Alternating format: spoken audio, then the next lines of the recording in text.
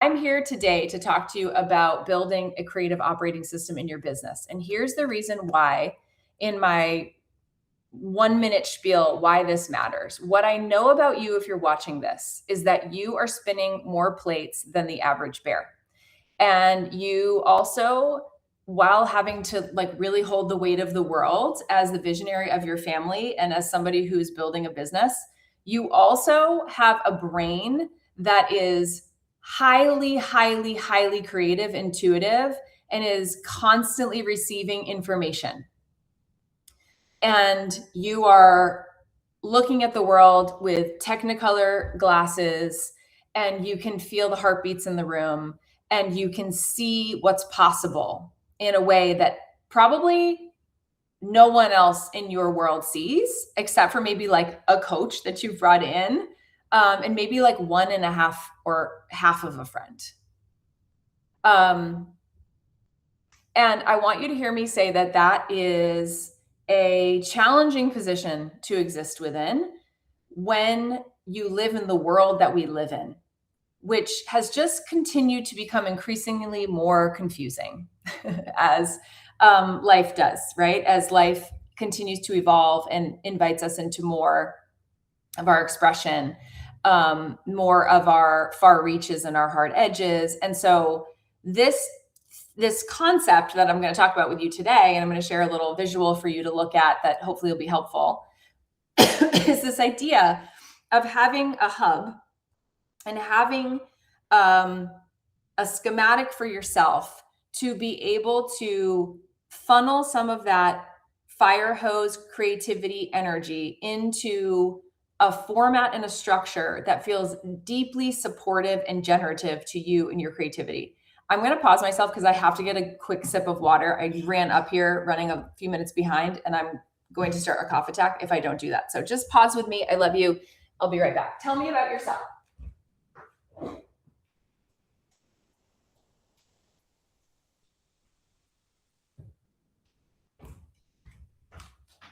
Like, if this isn't the most Mercury retrograde live you have ever watched in your entire life, I don't even know what is.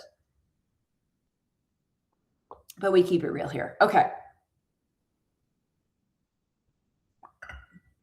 So if we're new to each other, let me give you a quick little snip on myself. I am a business mentor to legendary people, souls, people who are here and honestly have probably felt for most of their life that they didn't necessarily fit in the mainstream model, that were like fringy, that are literally like looking at life and being like, I don't know, man. I'm not sure that is actually like the only option on the multiple choice test. I see it differently. And I think that when you're a person who lives in high integrity with yourself, you're a person who's come through things, you've survived through difficult circumstances, you have the kind of heart that is like the cork that cannot be pushed down, that pops back up. You're a person who lingers. You're a person who notices the pattern in the leaves. You're a person who looks at light. You're a person who is brave enough to try to ask a different version of the question. You're the person who is trying to build a world that matches what it feels like on the inside. These are the people that I support. These are the people that I work with. I work with artists. I work with visionaries. I work with seers. I work with coaches, consultants, service providers, people who are like hands in the clay. I just started saying, I have a cottage style coaching business. And I feel like if you understand what that means just by me saying it, if you can feel that, you are my person. And it's really important, beautiful work. I'm a poet, I'm a mom, and I'm someone who's worked in business, human psychology, sales for the last 22 years. And so what is difficult for me is trying to wrangle my very creative brain that is constantly receiving like an open channel from the universe, ideas about things, new words, new sentences, new concepts, new theories. I'm like, out here trying to tame a wild horse. And what I have found in putting together this structure, this creative operating system concept, is that it's fluid enough that I'm not going to fight it. And it's expansive enough to hold the bigness of my capacity. And it is structured enough to help me, this part, guys, be in right relationship with my community. Because here's the deal. If I don't hit live or like wrestle with the live to actually get here to talk to you, then the message cannot be transmitted. If I don't record my podcast every Tuesday, even if I have to record it in the way that works for me, which looks like walking outside, talking into my phone. I did invest in one of those little yapper mic things, and it actually has made the sound quality of my podcast go up exponentially. So, husband, you're welcome, my podcast editor. That makes his life a little bit easier. So I walk down the street talking into a microphone, holding my phone. I'm one of those people. And you can hear the birds, and it's magical. And that's how I record my podcast year round, even in the winter time. That's what I do here. So sometimes you'll hear my like winter jacket, like shoot, shoot, shoot in the background. That's just what works for me. But I record that podcast every Tuesday on Homeward, and it goes live. And we're actually going to start bringing that podcast over to Substack. It's a little tricky in the tech, but we're going to start doing that.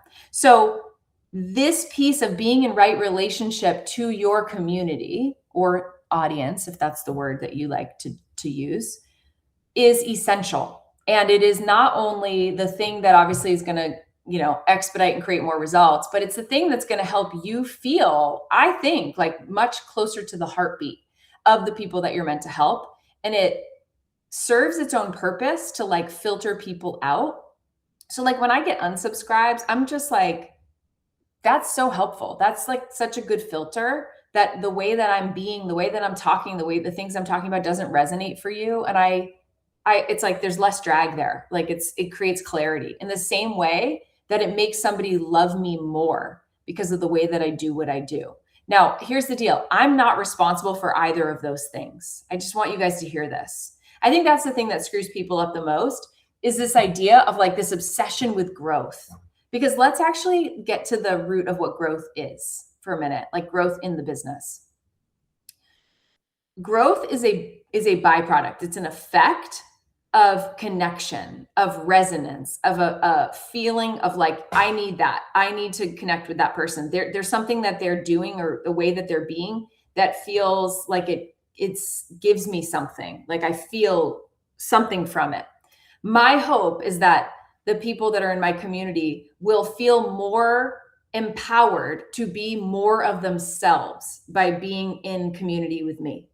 My hope is that you're not going to sit here and be like, Amber, tell me what to do. Because my clients that are all watching this right now are like, don't worry, she's definitely not going to do that. Like there's no part of her that's going to do that. Is that you will feel more free and more bold, and you will start writing your own permission slips and stop looking for someone else on the internet to give you one. That is my hope. And my secondary hope is that my work, what I create, will stir something in you to bring more of you awake so that your precious ideas and your precious way of being gets to grow wings and go out and connect with people. And I know two things. That when you are willing to break the sound barrier of your own fear and your own stories that are spinning in your hard drive mentally, you will find your way to the people that really need you. But you have to break that fourth wall. You have to be tenacious enough to understand that the biggest opponent that you have will always be you. Hands down, full stop. That is the biggest opponent, the person that you have to reckon with. The second thing is that when you stop hyperfixating on being something to somebody, growth, etc., when you stop hyperfixating on how you're going to measure that and you allow yourself to just be really free and fully expressed, it happens and takes care of itself. But what I know about most of the people probably that are watching this, but most of the people in my community, is that you're so conditioned to try to do things in the right way, right? Like we're always looking around. What's the right way? I need to learn the lesson so I can pass the test. I want to get it right. I want to get an A+. I want the teacher to pat me on the head and say, good job, and give me the sticker.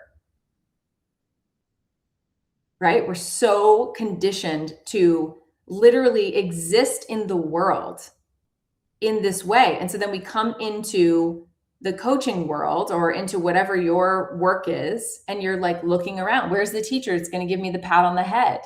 Where I want to get my sticker that says great job with the apple.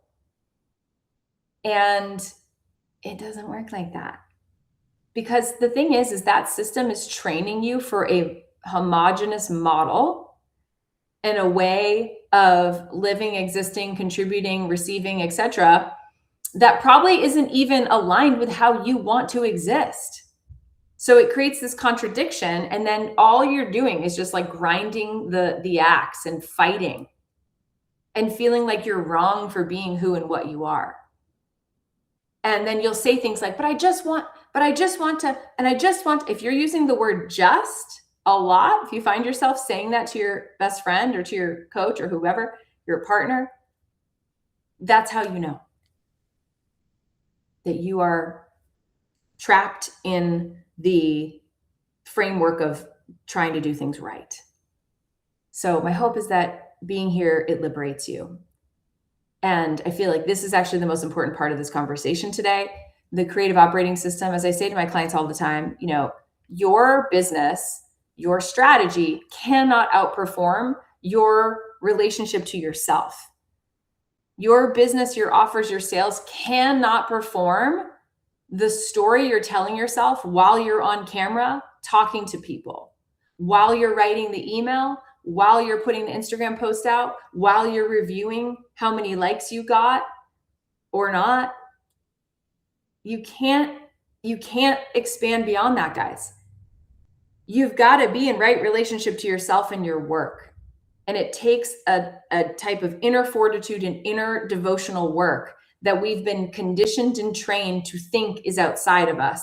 And that's because people are really good at marketing the things that they want to sell that keep you stuck in the loop of needing to buy that.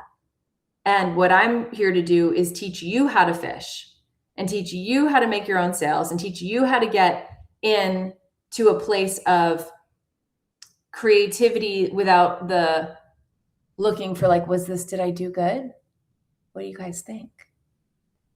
I remember this moment years ago when I'd written this email where I feel like I literally took my heart out of my chest and offered it to my community on my email list. And I remember I looked at my unsubscribes, which I never recommend, by the way, because who cares?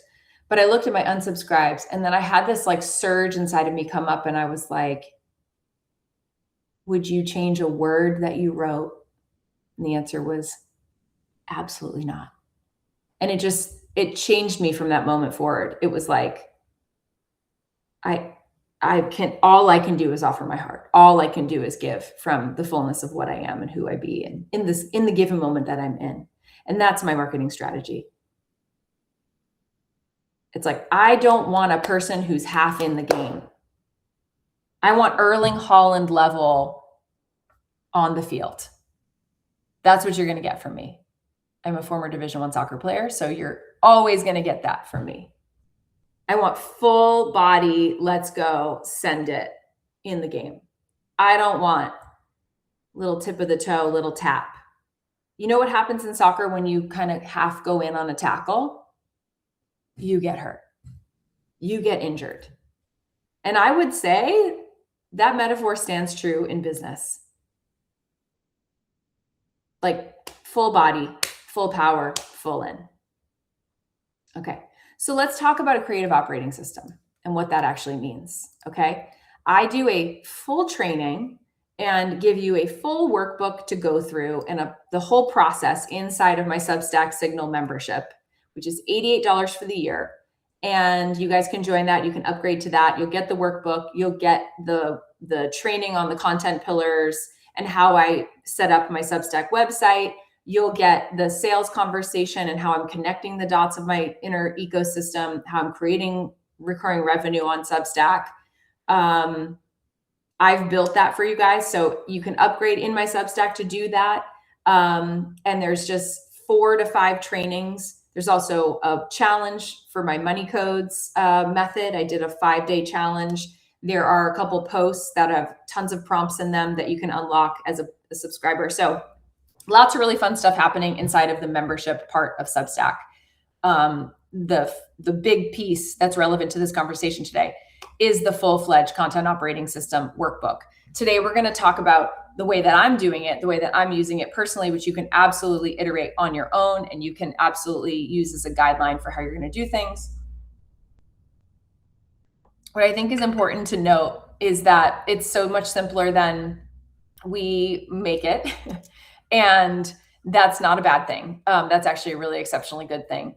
And I want to create a place for you to have really low drag in your creation process, because the bottom line, and I'll put this PDF that I had little Claude AI design make for me based on what I asked it to do. I'll put this into this live replay so you can see the visual on it. When you think about the creative outputs of your business as a creative operating system, as the sort of genesis of your being in right relationship with the clients that you serve, and seeing it as a cohesive thing rather than a fragmented, I'm just getting a visual in my head, like whack-a-mole kind of approach, it creates a connectivity that feels really, really congruent for the people that are engaging with your content and building a relationship with you. What I will offer to you, if you're watching this right now, my sense is that your clients, and that you, please tell me about this in the chat if this is helpful to you. Your clients are not people that just like find you out in the wild open. Like they are finding you because they feel some resonance with something that you're doing, and then they like catch the edge of that. And then they continue to deepen that relationship over time based upon the repetitions of the things that you are putting out. I don't think that we have been taught to think about our content strategy and the way that we approach content in this way. I think that we have been taught to focus on followers, on subscribers, on these like transactional numbers as the foundation of our business, that we then like go on to sell to people as the edification as to why that they should hire us or choose us. And what I want to say to you is like, let's pattern interrupt that. Let's time it out. How does that translate into conversions? How does that translate into client retention? How does that translate into people that are purchasing other offers in your ecosystem? If you have what I'm calling a cottage style business, right? Intentional, tactile. And let me also pause here and say to you that in 2026, I was just reading an article that Gary Vee wrote about this morning. Analog is king. Analog is winning. Analog is the thing people are craving and coming to expect. I was at a shop last night with my dear friend Leah, who's here visiting. I'm calling this like our friend summer camp, or like Soul Fam summer camp. Ooh, that's what we're calling it, Leah. This is the Soul Fam summer camp. I'm in my treehouse space, which is my office, but in there is a bunk room with 2 queen bunk beds. And there's a kitchenette over here you can't see on camera. And so, in a full bathroom with a shower and everything. So the Soul Fam staying up here. And our house is down the hill, and we're here on the lake, and we're having our summer camp Soul Fam. So anyway, last night we had our girls' night, and we went to this place called Summer Sessions in Portsmouth, New Hampshire. And Ani got some shorts and we were like trying on some cute clothes. And then the guys that work there, I think they probably were the owners, I'm not sure, but they were telling us about how they're transforming their cafe into like a bar that's going to be open on the evenings. They're going to have like watermelon mocktails. We were inquiring about that. And they're going to have this like nightlife thing happening. And I just thought it was like so telling of the times of people just wanting to be together and wanting to connect in bigger ways. I feel like it's a response, I think, to this like AI thing, but I also think it's a delayed response to the pandemic and like what's going on in the world and people just wanting to come together and be more together than apart. And I think it's a really beautiful thing. So guys, put that little feather in your cap when you're thinking about your business. How can you create more connective tissue in the way that you are working with people? Because I believe that there are clients out there right now that are like this, and their meter is so much higher now. They're like, ooh, that's too many M dashes, or that sounds like you didn't actually write that. Like, I don't know about you guys, but I think that constantly. And I don't love that I think that, but it actually has influenced my decision to not purchase something recently, because I was like, I think that this person's literally using AI to write everything. And I can't, like, it doesn't feel genuine. Like, I don't know. It's just, this is a me thing. I'm a poet and I'm a writer, PS. So this is going to always be a bit of an issue for me. I know it seems like I'm going way off tangent. I promise I'm bringing us back. This part of weaving in opportunities to see and be seen and to connect with people, like, I believe this is our moment. Those of us who do in-person work, hybrid work, who do one-to-one work, who are in real right relationship with people, that are creating community by showing up consistently and offering who and what you are, allowing people to see you in all of your glory, all of your perfect imperfectness. The days of the like glossy separation, kiss the ring business model are dying. I mean, at least in my corner of the wood. And I'm so happy about that. I think that, being the person who's like, hey, let's have a VIP day on the couches, which I have a client coming next week. And I'm so excited because I got to cancel a dentist appointment or like reschedule. It's like my only opening. I'm like, oh, so darn, reschedule. I would much rather do that anyway, any day. I am here for this. And I want you to embrace this in your work and in the way you're doing this. So I'm going to give you a visual. Let's see if this will work. As I said, we're Mercury retrograding hardcore right now. No, don't do that. Okay. Oh, well, it's going to be on this thing. It's not what I wanted, but can you guys see that? Okay. I had Claude AI do this. The robots are helpful to a certain degree. I'm not completely anti-robot, but it absolutely needs to work for me. Okay. So here we go. So here's a little glimpse at how like my week works. Here's the flow in my business. Now, let me also tell you, this does not feature my coaching days. I guess I should have put that on there. When I'm in my Homeward community coaching, the coaching part of it, like the active live coaching and the Voxer coaching I do with my clients, is not listed on here. This is simply the creative operating system, essentially the marketing engine behind my business, and the ways that I'm creating things and how I have it set in my business so that I know what the heck I'm doing and how I can create some guardrails for myself and some structure to help me understand like what goes where and how do I connect the continuity of these pieces. So I want you to just take a quick look at that. Feel free to screenshot if it's helpful.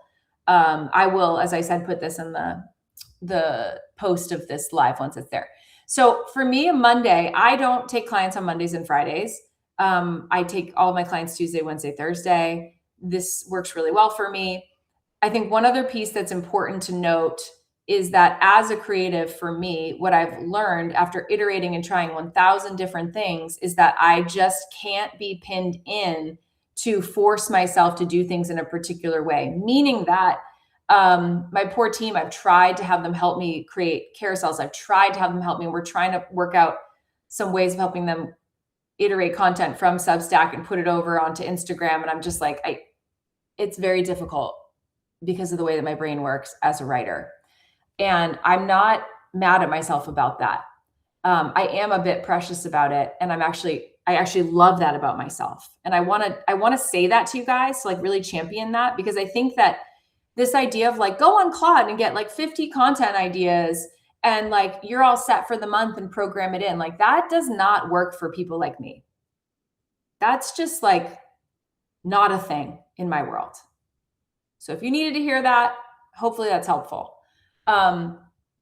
My goal is to try to record my podcast before the end of the week so that my team has it before the following week. I am still working on that flow.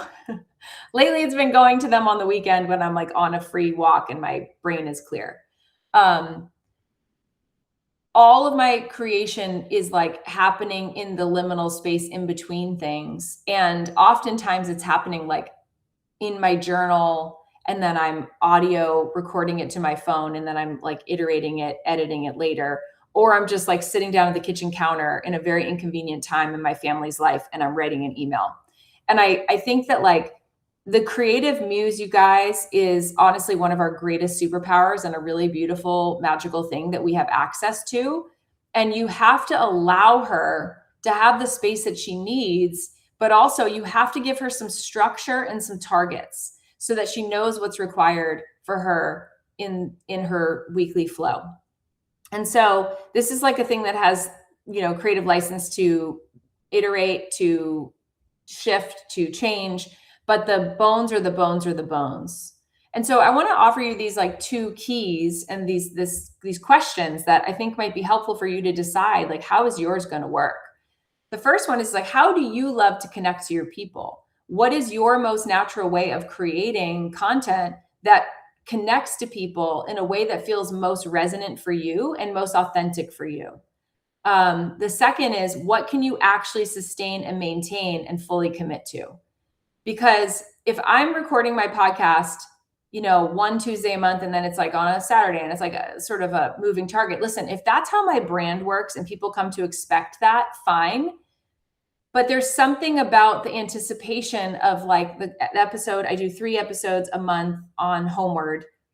We are going to be working on getting some of those episodes brought over here onto Substack as well, so that we can have some cross-pollination. But that part is really important. And the other reason why it's really important, I'm going to stop sharing, is because it's a mirror for your commitment. It's a mirror for your commitment to what you're doing in your business, but also it's a commitment to the relationship that you're developing with your clients. And again, going back to what I just said for those who just joined, I would reckon that if you're watching this right now, it's because you are somebody who also has what I'm calling a cottage style business, like an intimate connection with people, kindred connections. You're craving to build retention and right relationship with the people where like referrals happen. I have a sales call next week. I think it's next week. And the person wrote on the form, I've been following your content for a while by a recommendation of multiple people that really resonate with you. And that to me is like, that's the best thing that there is. And oftentimes my clients will come to me after following me for a number of years before they actually cross over the threshold into my one-to-one coaching container. And again, I'm not mad about it, because what I know is, please take note as I say this, my body of work is always working for me. Like as we're speaking right now, I know there are people who are following, reading, consuming something that I created over on Instagram. As we are recording this live right now, there's somebody in the world listening to my podcast somewhere. I know it. My podcast goes out to like 70 something countries all over the globe. I know it because I've made the deposits and I'm committed to being on my mission and in my message and showing up here and like breaking through the fourth wall of my own stuff to be of service to you and to help the person who needs to hear this at whatever point on the journey that she's in. And I think if you can really lock that in and clock it in your system, it starts to break free and shift this whole idea, this notion of like, I need to get the metrics. I need to see how many, like, I got to get my engagement up on my posts. It's like, do you? Is that actually the thing? Or is it like the penetration through the ether and creating new consciousness in someone from something that you created? Is it witness work? Is it the ability to put something in word form that someone's just stops and like puts their hands on their heart and says, oh my God, I needed that today.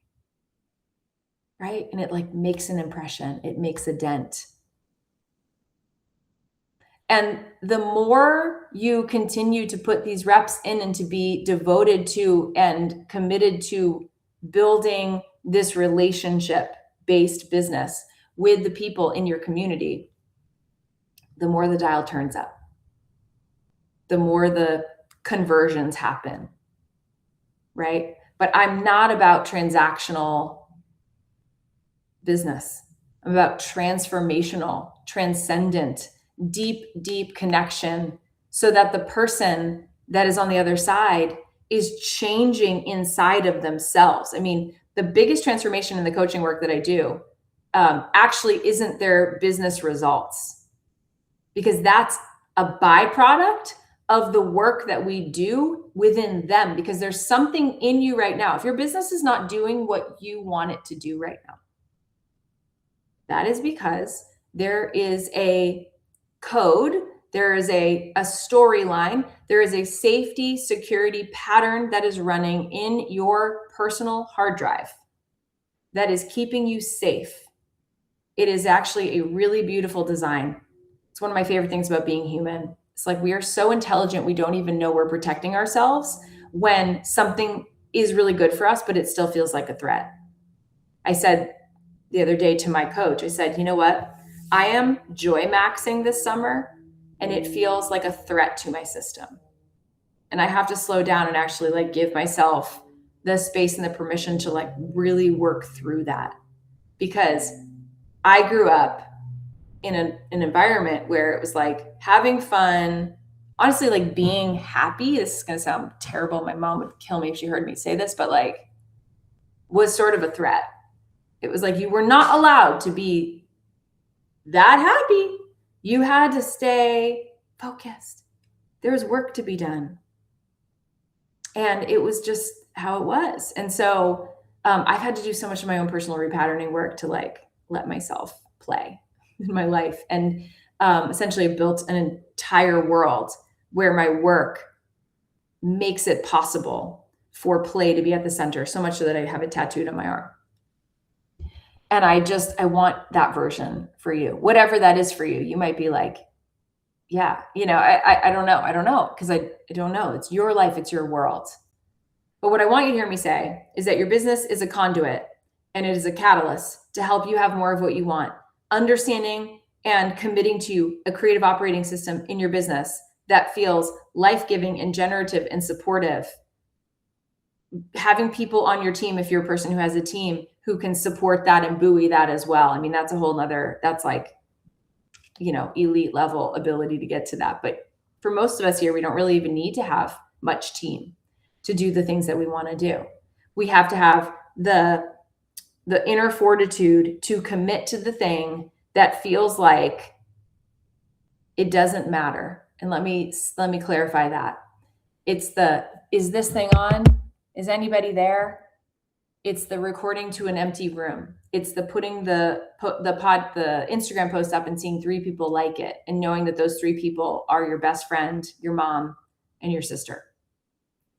Maybe yourself as well, right? Always like your own posts. It is the ability to say that what I'm doing matters and I'm going to keep going and I'm going to iterate and I'm going to figure it out. I'm going to test and I'm going to try things and I'm going to take the risk to put my heart out on the page and see what happens as a result of that. That's where we're going. And this platform, which you guys know that I'm obsessed with, is a real place for that type of connection. It is a real place to build a body of work and to root your creative operating system so that people can come into your orbit. And so one of the things I feel the most confident about right now that I'm actually so thrilled about is like, Substack is doing work for me while I'm not working. We're going to the sunflower farm later today, and Substack's like, girl, I got you. Go have fun. Go enjoy those sunflowers, because I'm going to make a bunch of clips for you, and I'm going to put them up on YouTube for you, and I'm going to load this whole thing up, and I'm going to put this in post form for you, and I'm going to give you the transcript, and I'm just going to make it easy for you because you are working so hard. I see you. And I want you to live that life, and I want you to be in right relationship with your work and your clients. And that's what I teach in the Substack Signal PS. So if that's of interest to you guys, just upgrade into the membership and you can start working on those workbooks and start building out your content pillars and building out your Substack website and like getting on this Substack marketing engine, creative operating system vibe that I'm on. And I also just want to say something really quick. I'm not interested in being the Substack girl. I'm interested in teaching you how to use tools that are very, very helpful to build out your business. And it does, Desiree. It does. I'm interested in your work getting out to the people that you're meant to help, and Substack is a catalyst to do that. And I'm, bar none, like it is better than anything that is out here for us. So if you're wanting to learn how to use Substack in the energetic of what I've been talking about and what I'm teaching on, I've recorded 4 videos. So there's 4 videos. One of them is a Q&A about how to get your Substack like up and running in this methodology that I'm speaking about. And it's literally that simple. And then there's all kinds of other really amazing stuff that I've written for my subscribers. So like you're going to unlock a bunch of stuff as a subscriber. It's $88 for the whole year. So kind of a no-brainer. And there's just like more coming. I'm going to be doing quarterly challenges that my Substack paid members get access to. Just really like rich, generative stuff for you to sink your teeth into and to take your time with. I think this is the other thing. Like it's not going to expire in next month or next week or whatever. Like put it in your calendar, watch the first video, work through the workbook. It's going to give you so much information about yourself. It's going to help you set up the back end of your Substack. Watch the second video, decide what those categories are for what those buckets are. And I'm going to show you exactly how to set that up so that everything sources the way that you want it to. I'm then going to talk to you about your paid membership and what's inside of that and how to do that and how to think about that. And then then you're good. Then you're like, off you go. And we can just talk about your business and your messaging and how you're positioning what you do here and have more conversations like this one. So I look forward to welcoming those of you guys who are joining the Signal. There's so much more to come there. And I love that I'm not held back in any way. I can just literally do anything that I want with it and help you guys do the same. I hope this was helpful to you. I'm going to post the replay. I'm going to put this PDF in there so that you can just like look at it and, you know, come up with your own version of it. You can iterate off of it. You can start thinking about your creative operating system. You can think about Substack as a marketing engine. You can exhale and you can give yourself those permission slips to share your work in the most authentic you way possible, while also committing to the essential activations that we need to commit to, guys, in order to be in right relationship with the community that we are growing here. Yeah. I love you, Laurel. Thank you, Lee. I love you too. Okay. If you're watching this and you have questions about anything at all, please just drop them down in the comments. I respond to everything here on Substack that I see come through. And I believe in us. I believe in you. If you are interested in one-to-one coaching and you are looking for mentorship and a deeper dive capacity, you can head over to amberlilyestrom.com/coaching. And you can check out how that works and then you can apply. So I'll put that link there. I think you'll have to copy and paste it because Substack is so amazing. But for whatever reason, I don't think has figured out how to do the hot links here inside the chat. We won't hold it against them. Okay. I appreciate you guys. Thank you so much for tuning in and Mercury retrograde, quantum leaping with me. I will see you next time. I appreciate you. So much love.